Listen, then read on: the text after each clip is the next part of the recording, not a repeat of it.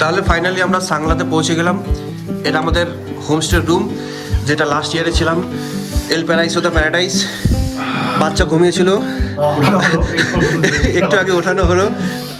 আর এই হচ্ছে আমাদের রুম, 1100-1100-র মধ্যে চলে এসছে উইথ ফুড।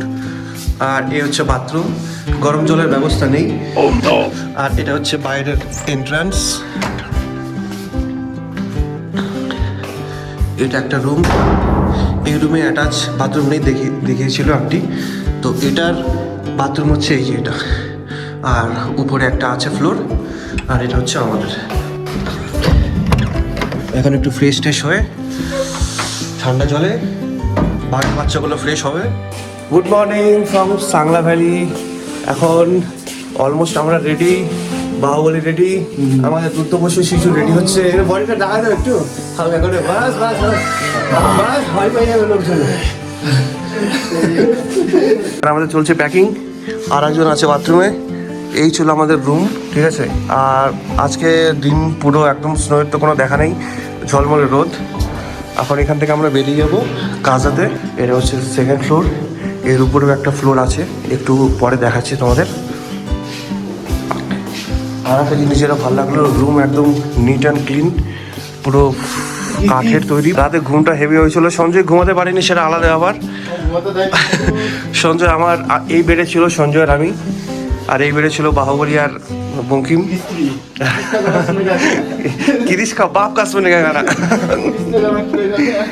এখন হালকা করে উপরে হল ঘরটা আমরা একটু এক্সপ্লোর করে আসি।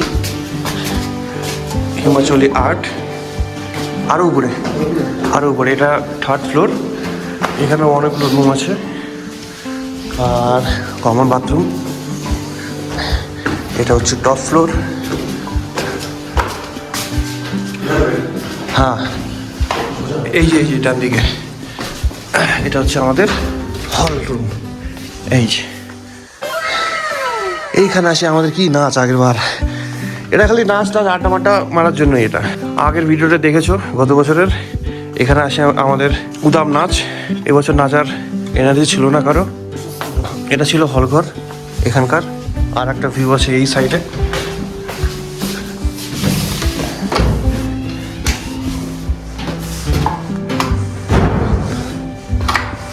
এই যে এখান থেকে আর একটা সুন্দর ভিউ, জাস্ট স্নোফলটা নেই, শুধু পাঞ্চার জামিন। এবার